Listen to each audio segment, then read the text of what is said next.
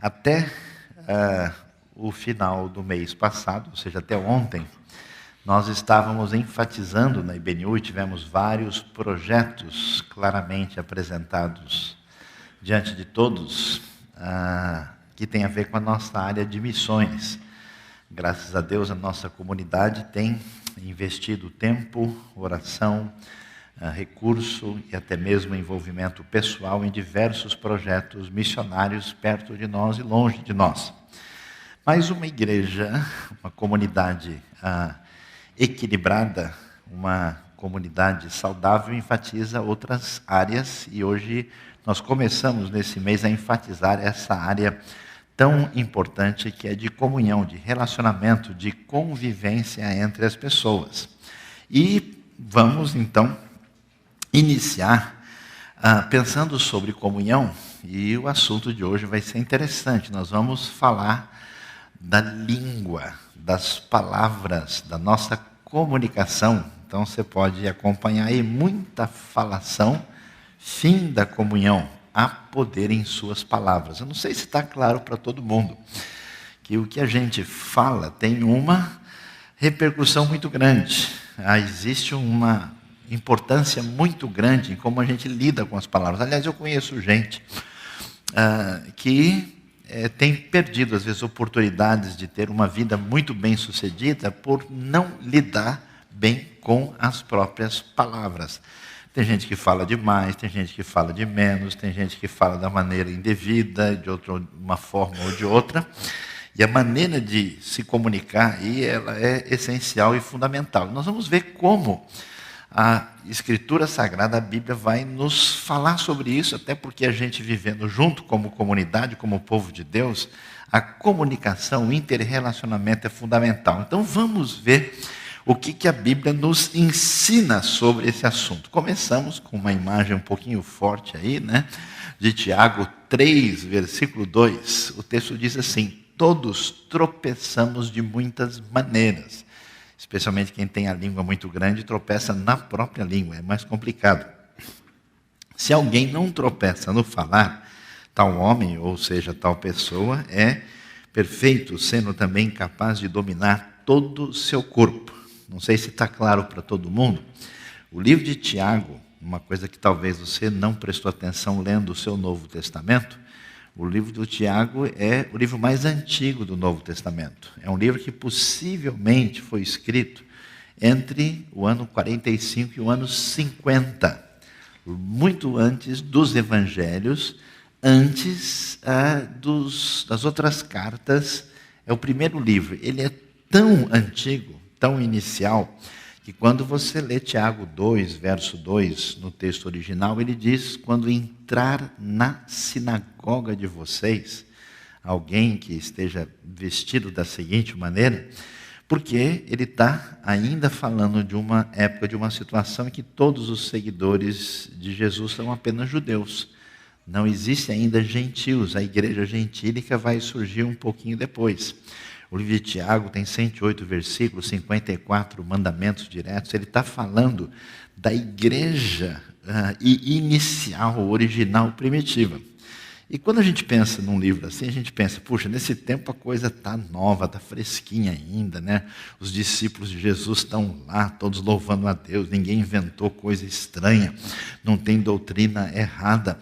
Pois é, vejam só que a questão do uso da língua é tão sério, tão importante, tão valioso, que já no começo, assim, né, no primeiro momento da igreja primitiva, a língua ganha uma atenção especial já em Tiago, de modo que o capítulo 3 vai, inclusive, falar detalhadamente a respeito dessa questão e vai dizer essa frase forte, que se alguém não tropeça no falar, temos aí uma pessoa que está numa condição perfeita, que é a coisa mais difícil que existe, usar correta e adequadamente a linguagem. Entendendo isso, vamos aí prosseguir e ver como é que a gente entende a questão da linguagem, a questão de como a língua, as palavras devem ser usadas para edificação e não virar mera falação. O que a gente tem? A Escritura Sagrada, a Bíblia, vai apresentar para a gente todo um ensinamento geral sobre a importância das palavras, sobre o valor da palavra e das palavras, da comunicação verbal escrita, conforme nós vamos observar em diversos lugares na Bíblia. A verdade, a palavra divina nos é dada através dessa maneira. Isso é tão interessante, tão valioso, que a gente começa a observar isso logo no início, naquilo que a gente chama da teologia da criação, livro de Gênesis. A Bíblia poderia dizer, por exemplo, que no princípio Deus criou os céus e a terra. E então Deus pegou o seu pincel atômico e foi lá pegar uma cartolina, um papel vegetal e pôs-se a desenhar. Então, e desenhou Deus as montanhas e soprou e lançou-as, e eis que elas se formaram. O mundo não é descrito, o universo, a formação, como se Deus tivesse desenhado, se ele tivesse cantado, mas fica claro que ele falou, e disse Deus, Vaiomer Elohim. A valorização da palavra, do discurso, é nitidamente definida logo na criação. Isso é tão interessante, tão valioso, que toda a cultura bíblica vai se formar em cima da palavra. Tanto é que Deus, o Senhor soberano, Senhor do universo, Deus tem um nome. Para ter acesso a Deus, ninguém tem acesso mediante uma imagem pictórica de Deus. Ninguém consegue restringir Deus de tal maneira para dizer, ele é mais ou menos assim. Mas tem acesso mediante uma palavra. Né? Se a gente quiser falar um pouquinho mais difícil, uma sequência fonética. Se fala a Deus, se recebe a palavra de Deus, e Deus é alcançado pela oração quando invocamos o seu nome. O valor disso aparece na própria pessoa de Jesus. A gente se reúne em nome de Jesus, oramos em nome de Jesus, invocamos o nome do Senhor, e Jesus é descrito num dos textos magistrais e valiosos do Novo Testamento como o Verbo de Deus. No princípio era o Verbo estava com Deus e o Verbo era Deus. O Verbo se fez carne e habitou entre nós. Então vejam só como aparece na Bíblia do começo ao fim o que a gente pode chamar de o elogio da palavra, o elogio das palavras, e Deus deixou a sua direção, a sua vontade, o seu encaminhamento, a maneira de entender quem Deus é e como a gente deve se posicionar diante dele mediante a sua palavra. Nós queremos ser uma comunidade da palavra, uma comunidade, uma igreja, Igreja Batista Nações Unidas, que leva a sério a palavra de Deus. Se nós queremos caminhar na nossa vida, porque eu vejo gente que faz de tudo, né? A pessoa é animada, a pessoa até quer dar uma realinhada na sua vida, ele quer participar de um evento, ele quer se envolver no ministério, mas não quer saber de palavra. Ele não quer permitir que esse tesouro de Deus, que serve como referência de mudança, de transformação, atinja a sua vida. Essa é e deve ser a comunidade da palavra. A importância disso a gente prossegue vendo em outros textos da Bíblia. Veja o livro de Hebreus, famoso livro de Hebreus, no capítulo 11, verso 3, que vai dizer: pela fé entendemos que o universo foi formado pela palavra de Deus, de modo que aquilo que se vê não foi feito do que é visível. E é uma palavra forte isso. No mundo antigo, né, a gente não tinha ideias. Quem lê isso aí hoje e ouve o texto bíblico não está querendo discutir física subatômica aqui, não é esse o objetivo, mas quem ouve isso, não é verdade, o mundo visível é feito daquilo que é invisível, nós temos aí toda a realidade do mundo feito de átomos e outros elementos menores. Até o pessoal diz que uma cadeira é composta principalmente de vazios entre os átomos e pouca coisa realmente de matéria específica, mas não é essa a discussão. Mas o mundo antigo, olhando para a realidade material, pensava: como assim o visível é feito de invisível? E isso acontece, a sustentação, a formação do universo pela palavra divina.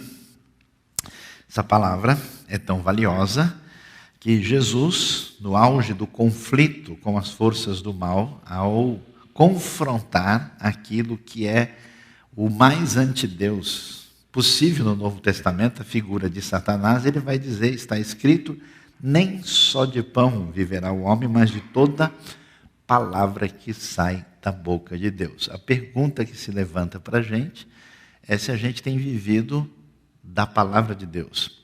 Eu conheço gente que quer chegar perto de Deus para se sentir melhor, para ter um pouco mais de conforto, para resolver um problema, para resolver uma crise, uma dificuldade. Mas a pergunta é, você quer se aproximar da fonte de sustentação da nossa vida, da palavra divina? Então, seja bem-vindo e preste atenção nisso em relação à sua vida. Jesus mesmo vai nos mostrar no seu ministério que chegada a tarde trouxeram a ele muitos endemoniados. E olha só a ênfase do texto de Marcos 8,16. E ele com a sua palavra expulsou deles os espíritos e curou todos os que estavam enfermos. Cura, milagre, libertação espiritual acontecendo mediante a palavra de Jesus, palavra de vida, palavra de restauração, de cura e de ação especial de Deus. De tal maneira, a palavra tem um valor que nós vamos ver em Mateus 24, que o céu e a terra passarão, mas as minhas palavras não hão de passar. E é interessante a gente ver a trajetória da história. Às vezes eu fico pensando assim, que eu vejo um texto, né? E a gente, quando estuda um pouco mais ou menos pode olhar o texto e dizer, olha, isso aqui tem 2.000, 2.500, mais de 3.000 anos, e fico imaginando a continuidade, a permanência daquela palavra que tem agido na história. Aliás, a gente às vezes não para pensar nisso, como as palavras mudam tudo.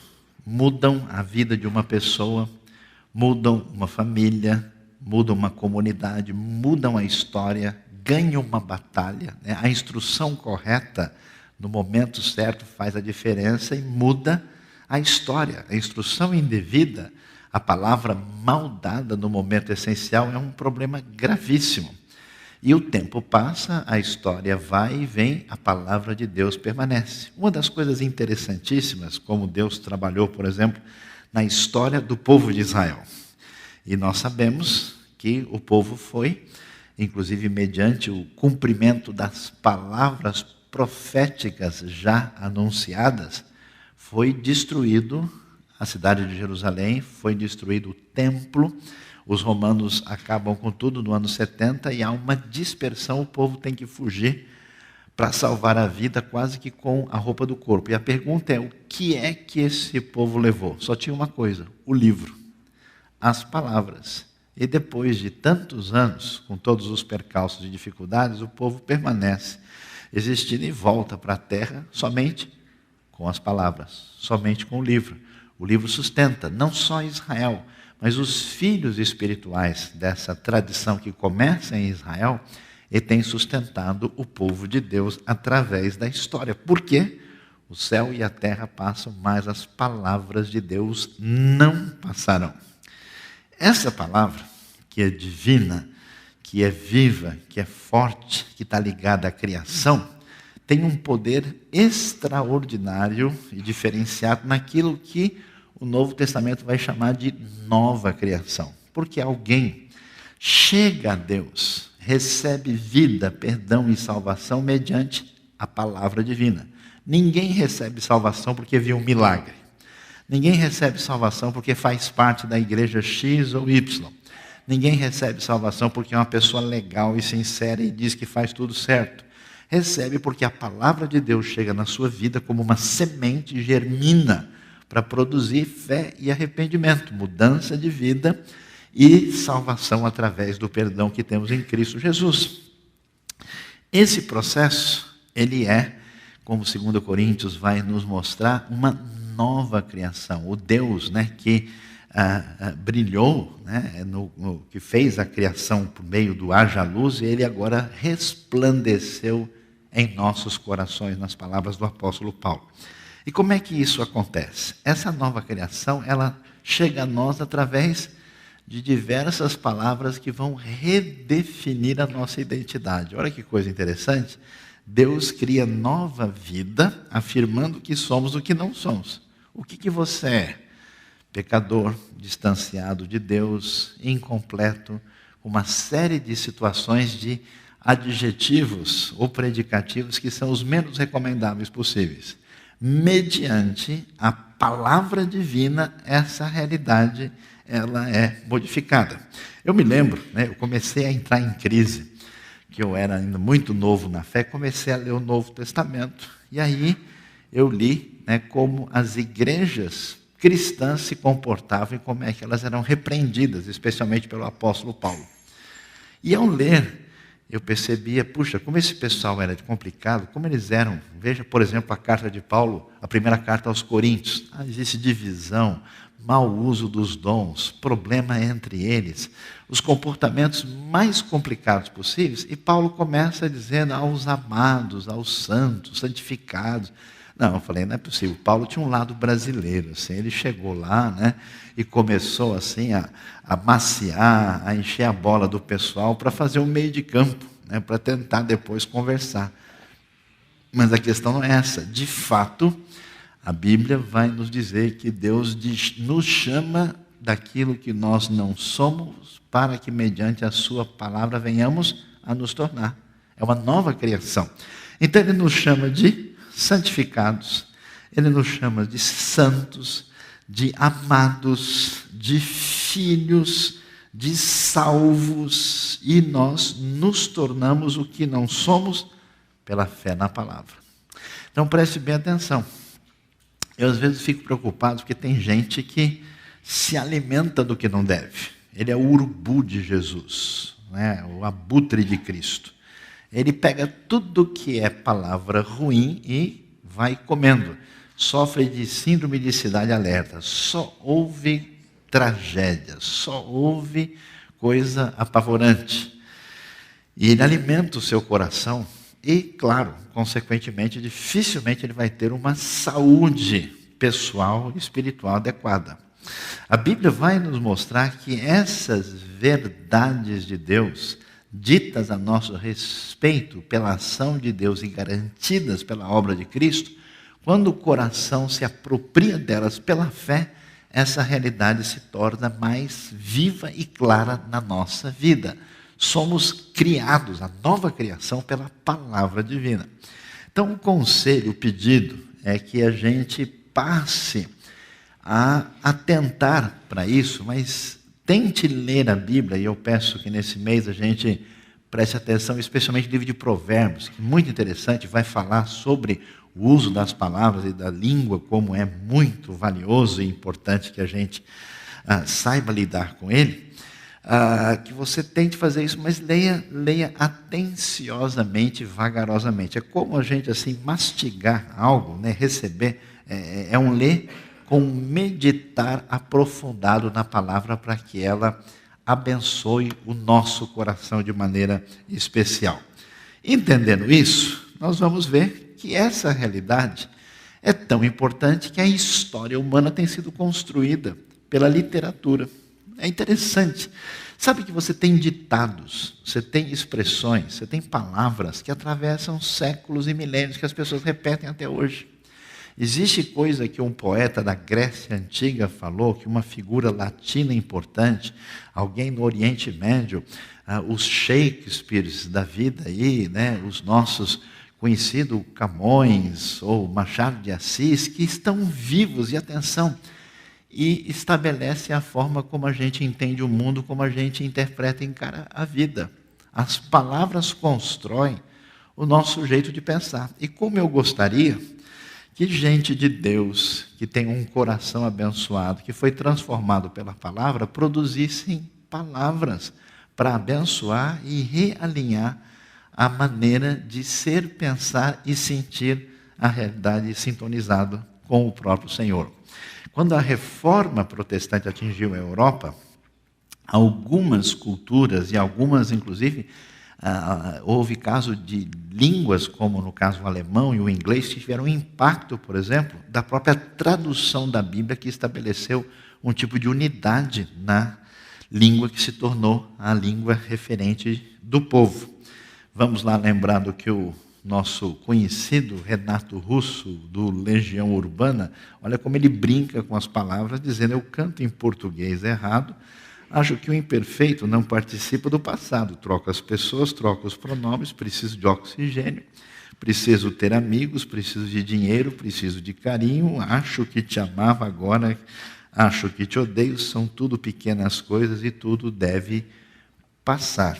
A gente não vai discutir aqui, vou marcar um estudo especial para discutir o significado da música e todos os seus detalhes da letra, mas observe como ele brinca com os elementos da gramática para produzir um efeito que marca a permanência dessas palavras na formatação de uma cultura, de uma literatura que vai permanecer na cultura. Portanto, palavras são importantes demais. Por essa razão, vem o lado prático da coisa. A gente precisa lidar com as palavras. E o livro de Provérbios vai dar um encaminhamento prático, porque não adianta muito a gente entender esse cenário, compreender a teologia das palavras, o poder da palavra divina, como a palavra abençoa a nossa vida, se a gente não alinha as palavras de uma maneira que elas venham a ser produtivas e adequadas. Portanto, a Bíblia nos diz que a língua tem imenso poder sobre a vida. Veja Provérbios 18, versículo 21. O que nós lemos aqui? A língua tem poder sobre a vida e sobre a morte. Os que gostam de usá-la comerão o seu fruto.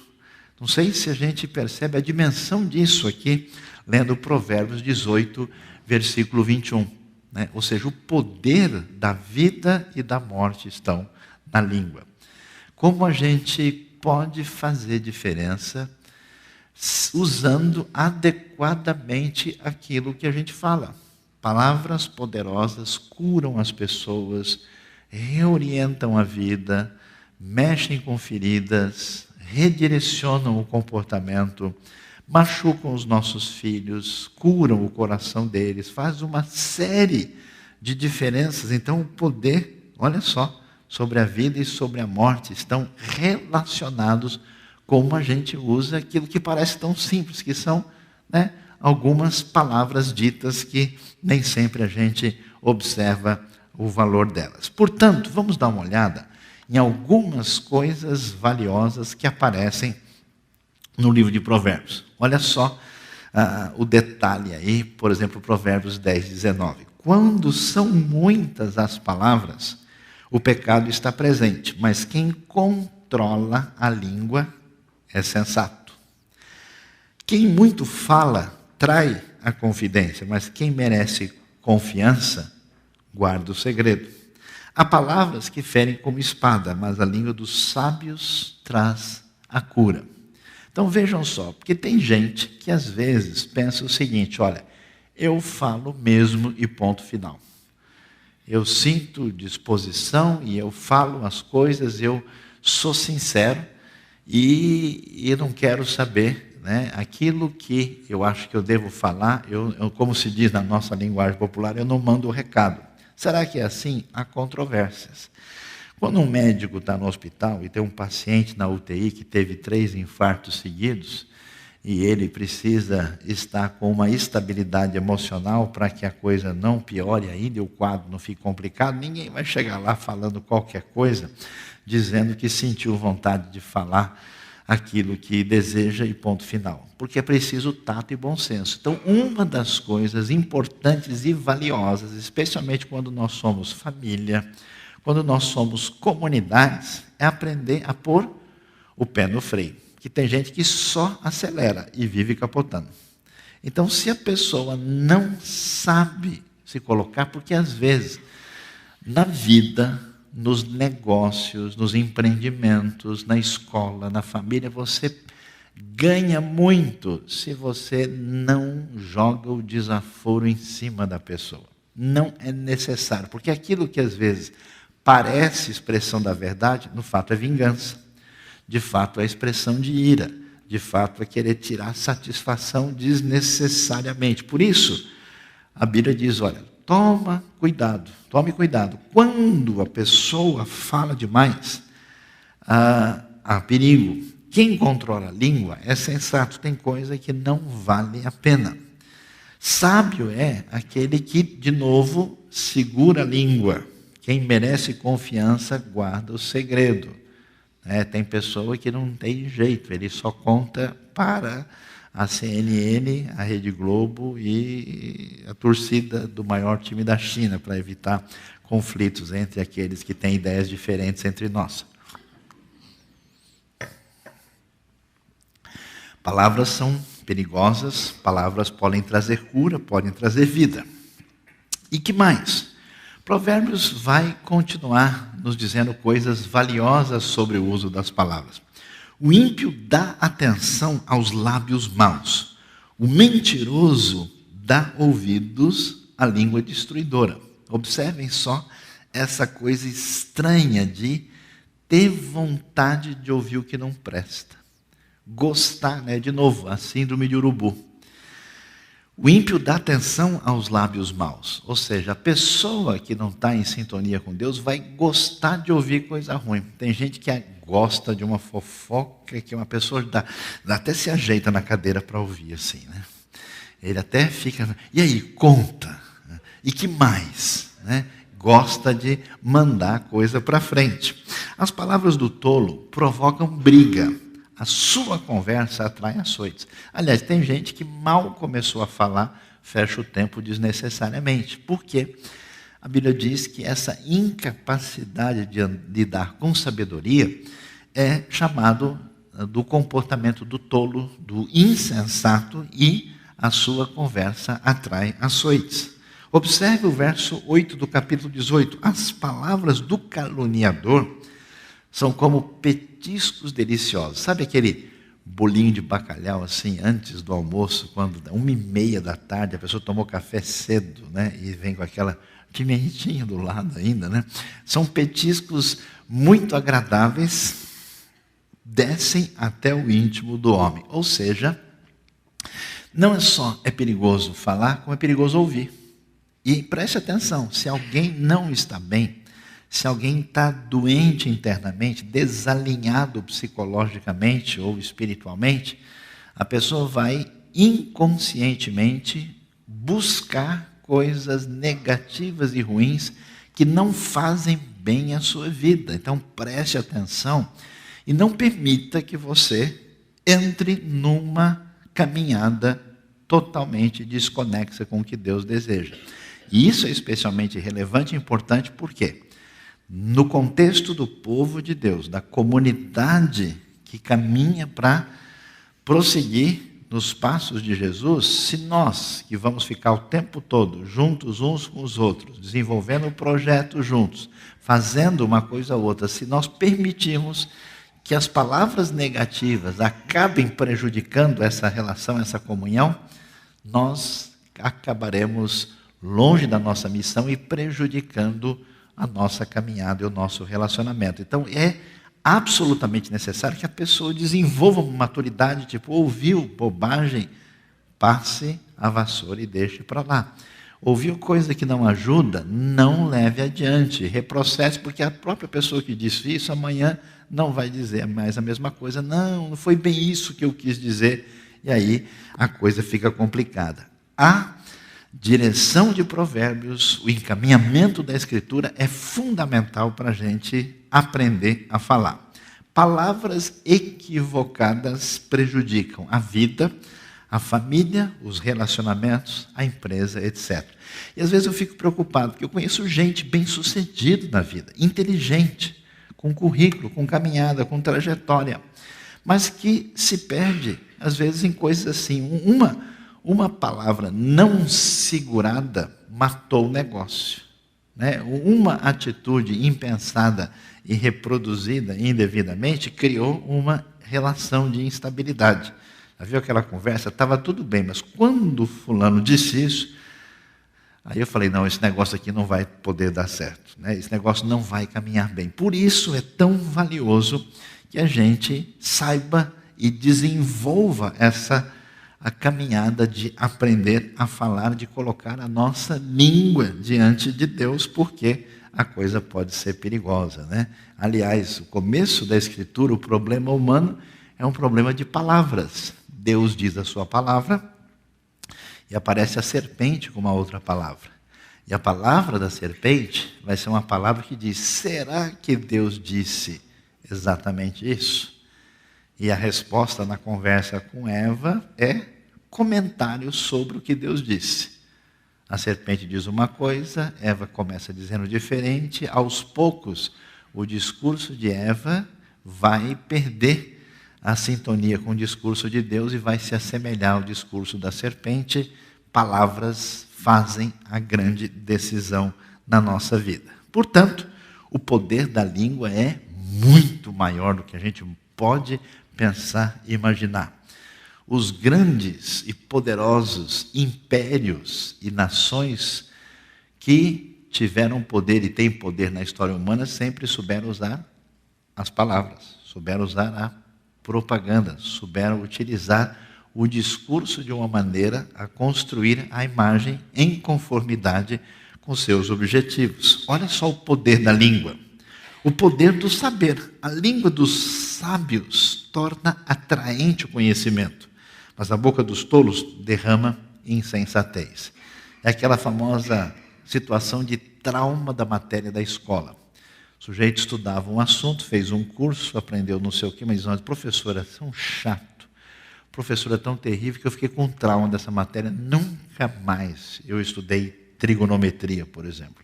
A pessoa fechou o tempo, não deu certo, esse negócio aqui é porque, sei lá, o professor fez a gente ficar com raiva da matéria. Ao contrário disso, a língua dos sábios torna atraente o conhecimento. Ou seja, não é importante apenas o que se fala, mas como se fala, como se apresenta. Assim como não é só importante o que a gente come, mas como isso foi preparado. Amém, irmãos? Quem foi abençoado, levante a mão aqui, né? Então, é muito valioso observar isso e o poder de motivar. A gente sabe que uma pessoa pode estar no caminho certo, ter a ideia correta, mas nada acontece se a pessoa não entra em ação. E o jeito de entrar em ação é ter a motivação adequada. Está cheio de criança que tem o seu potencial prejudicado na vida porque ele não teve nenhuma motivação. Vai lá, você consegue. Imagina, isso aí você tira de letra. É claro que você vai chegar lá. As palavras agradáveis, Provérbios 16, 24 diz, são como um favo de mel. Né? Demorou para a nossa pedagogia finalmente entender que aprendizado está relacionado com a sintonia emocional com aquilo que a gente ouve. Se alguém ouve o certo, mas ele não tem um favo de mel embrulhado nessa apresentação, a coisa não fica. Quanto mais a coisa for bem colocada, mas ela não sai do nosso coração, da nossa memória, da nossa mente. São como um favo de mel, são doces para a alma e trazem cura para os ossos. Por isso é tão importante, tão valioso fazer um exercício na direção de um discurso positivo. Porque se a gente só repete problema, crítica, aquela conversa azeda e que traz problemas, a gente não faz nada. Um dos problemas sérios que o nosso país enfrenta hoje, que a igreja brasileira enfrenta hoje, é uma avalanche de críticas excessivas sem direcionamento e sem produtividade nenhuma. Ela é desagregadora. Ela é simplesmente um ato de desconstrução sem um encaminhamento positivo e favorável. É necessário valorizar as palavras com o poder de motivar. O poder da língua é muito grande, o poder de falar ao coração. Olha só que coisa interessante, né? A resposta calma desvia a fúria, mas a palavra ríspida desperta a ira. Bom dia você. Pronto, já fechou o cerco. Logo de manhã, um já fala assim, né? A maneira como a pessoa já responde já é chutando para qualquer lado. Então, a resposta calma desvia a fúria. Até porque, quando a pessoa bate pesado, quando alguém responde com ira e com fúria, a gente nem deve prestar atenção ao conteúdo que a pessoa está dizendo, porque o que está em sintonia é uma outra situação em que a pessoa não está bem. Então, se a gente entra no esquema e começa a bater igual, aí fechou o tempo, é bobagem. Mas se com tato e sabedoria você contorna a situação e responde adequadamente, você esvazia aquela atitude de ira. Por isso que quando a coisa for pegar, preste atenção, não entre na rota de colisão. Conte até 252, vá ao banheiro, penteie o cabelo para um lado, penteie para o outro, ponha para trás, para frente, para cima. Faça uma série de coisas e volte, porque na hora, se você for responder nessa situação, claro que a coisa não chegará a lugar nenhum. Poder de construir na hora certa. Sabe que falar na hora certa, a coisa certa, é a melhor coisa que existe, né? É aquele negócio, né? Você está lá, desesperado, precisando, então, e esse ônibus, o que vai para tal lugar? Né? Era esse aí. Você olha para a pessoa, você quer morrer, né? Eu assisti uma cena que nunca saiu, eu ainda era adolescente, né? E eu vi alguém manobrando o carro. E a pessoa disse, ó, dá uma olhada aí, dá uma olhada, vê se vai bater, vê se vai bater. Não, vem, pá, bateu. A pessoa avisou, a pessoa falou, a palavra foi dita. Qual é o problema? Não foi na hora certa, depois que bateu, aí não dá mais. Então, o momento adequado de falar aquilo que precisa ser falado. A palavra proferida no tempo certo é como frutas de ouro. Olha só o enfeitar do texto, né? Frutas de ouro incrustadas numa escultura de prata. Olha a beleza poética do texto para falar da palavra certa que é dita no momento certo. E isso é algo que se aprende, se desenvolve, inclusive fazendo, né? Porque é necessária a pessoa, né?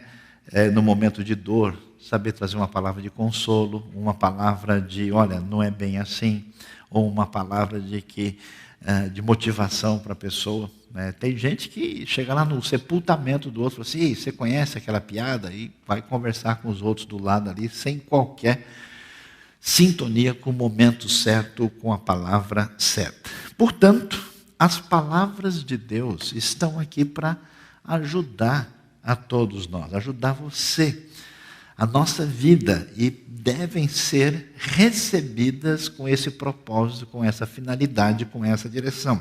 E, aliás, um teste para a gente, né? Será que a gente está doente? Quando a gente não está legal, a gente recebe tudo que é palavra ruim com mais facilidade. Quando você não está bem, a crítica, o elemento negativo, a coisa ruim ganha uma proporção indevida. Quando você entra em sintonia com Deus e a sua palavra, a palavra vence os momentos mais absurdamente impossíveis. Ela transcende a realidade que se apresenta diante de nós. É tão impressionante, eu gosto de ler Atos 16, que depois de tudo que acontece, Paulo e Silas vão parar na prisão, acusados indevidamente. Eles ouvem uma palavra divina e todas as palavras que eles vão ouvir depois são terríveis. Palavras de engano do demônio, palavras de uma moça que adivinha, palavras de acusação indevida dos representantes de Roma, palavras de ameaça e de sofrimento que eles têm diante do carcereiro, e enquanto isso eles cantam hinos a Deus, e os presos escutam que eles estão louvando. No momento do desastre, eles têm palavra de salvação para o carcereiro que vai se matar, e o carcereiro trêmulo chega diante de Paulo, e ele tem a palavra de salvação, de vida eterna, de perdão, e o texto termina com palavras de festa, de alegria, de comemoração, alegraram-se porque todos creram em Deus. Por isso as palavras de Deus ajudam no seu casamento, no alinhamento das conversas em casa, com os seus filhos, com os seus pais, no contato, na conversa, realinhe, retome, reprograme, redefina as palavras, na empresa, Porque preste atenção, isso é valioso demais, porque tudo entra em desgaste. Tudo se torna um motivo natural de perder o brilho primeiro, né? A sua casa, a pintura vai indo embora. Qualquer coisa que a gente tem, ela, se não for trabalhada, as palavras vão polir as relações. Na empresa, no ajuste emocional, né? É impressionante como palavras machucam, mas também trazem vida.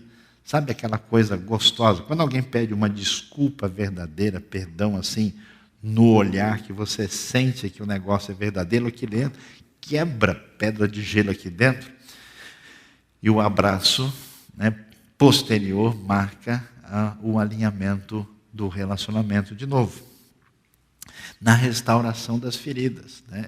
Às vezes, uma coisa só permanece para sempre. Uma palavra simples, uma palavra sincera, uma palavra direta, uma palavra objetiva, ela é capaz de curar o incurável. Eu fico impressionado, como eu tenho visto. Eu vi uma coisa que me marcou muito uns anos atrás.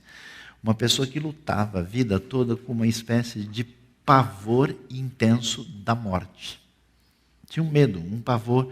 Ela creu no Evangelho, creu em Cristo, mas a experiência da morte era tão fortemente impactante, quando a pessoa participava de qualquer sepultamento, via qualquer coisa assim, ela tinha um impacto e então passava noites pensando sobre isso, e ficava se imaginando, imagina tal pessoa ou eu no caixão, e ficava com um monte de exercícios indevidos de relacionamento complicado com o tema. Ela diz, um belo dia, ouvindo uma mensagem, aquilo que destravou dentro de mim. Foi como se eu tivesse tido uma libertação e aquilo se quebrasse e eu ficasse livre. Então, houve uma experiência de impacto e de poder das palavras que são capazes de curar o incurável, de trazer vida àquilo que não tem mais condição, de trazer esperança e de fazer aquilo que nós não achamos que seja possível. As palavras de Deus são capazes disso. Portanto, o exercício das palavras para a gente é fundamental. Você vai ler Provérbios, você vai fazer um exercício, você vai tentar ver o poder das palavras na sua vida. Poder de acalmar, né? A coisa está difícil, está complicada, conversa de boa. Poder de curar, de perdoar, de abençoar a família, de restaurar o ofendido e de renovar a esperança, porque nós certamente seremos devidamente abençoados caminhando na direção certa. Por quê? Falar é criar. Interessante isso. Existe uma realidade, mas essa realidade ela é redimensionada. E ela é recriada. O mundo natural ele tem a sobreposição do mundo da cultura que é feito pelas palavras. A maneira como se enxerga o mundo, enxerga a realidade, como se entende a vida, como se priorizam as coisas, como se fazem escolhas. É através das palavras. Falar é criar. Você já imaginou? Tudo que você fala, a maneira como você fala, estabelecem realidades novas para você, para as outras pessoas, e isso ecoa, perpetua, prossegue, continua. Falar é fazer acontecer. Tem gente que teve a sua vida totalmente mudada por causa de uma ou de algumas palavras. É fazer a realidade ter, de fato, aspectos concretos. É iniciar um efeito dominó que vai prosseguir. Então pense bem antes de dizer a próxima coisa. Pense bem antes de passar adiante, X ou Y. Fale adequadamente. Deixe a falação, usada aqui no sentido de termos, palavras, expressões, conversas que não vão ajudar em nada, que não vão produzir qualquer coisa positiva, que não vão. Se você tem alguma palavra não positiva, tente receber e encaminhá-la na direção de uma solução. Se não vai ajudar, coloque de lado. Deixe, coloque na escada rolante primeira e que o vento a leve. Fale ao coração. Fale de maneira favorável, positiva, boa, adequada. E especialmente fale de uma maneira a produzir coisas boas na vida das pessoas que estão juntos com você, na família, na igreja. Fale comunhão, fale de maneira a produzir edificação. E que Deus abençoe a sua palavra no nosso coração nessa noite. Que o Senhor nos abençoe